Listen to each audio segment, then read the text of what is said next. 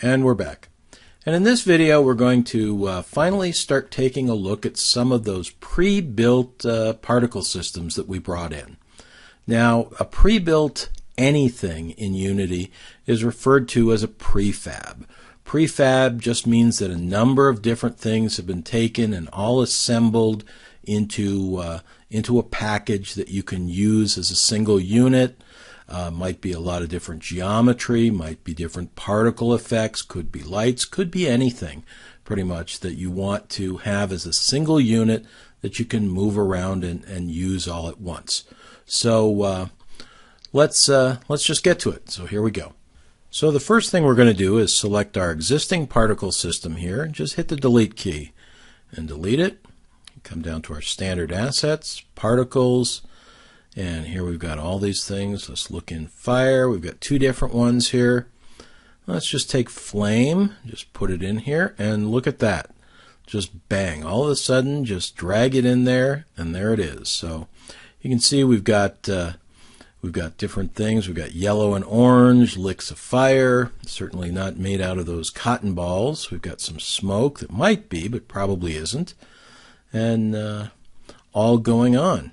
Okay, now I've moved the scene view around so that we can see this pretty well. And I'd mentioned before there was a way to move the camera into position. It's easier to move the scene view around than the camera, but there's a trick here. There's a shortcut that we can do. And the way this works is when you're sure you have it pretty much the way you want it, just come down here and click on camera, then game object align with view. And that has taken and moved our camera to where it's aligned with the scene view. See, they're both the same. So quick little shortcut, and we'll run it and get a little better view, and you can see there's an awful lot going on here. Smoke looks nice, fire looks nice, looks like it's even illuminated a little bit. Let's look inside here. Let's look in this flame prefab, and you see we have four different things: smoke, inner core, outer core, and light source. So let's take a look. Here's smoke, and we've got particles, we've got different parameters here, the min and maximum energy or how long they stay around. We've got some random velocity, we've got local velocity and y. Don't have any world velocity, but this is how you kind of get used to what makes these things work. We've got some random velocity, no tangent velocity. What is it? What even is tangent velocity? Well, you could go in there and experiment, put some values in there and see what it does. Generally, if you're going to do that, put big values in so you can really see what's going on. We've got different smoke colors. We've got different other parameters here. Just all kinds of things going on. We see the materials. It shows smoke. The particle, it's got something called an alpha blend, which means it fades off to transparent in the background, which is kind of good for smoke. And so that's that. Let's look at the inner core. It's got its own parameters.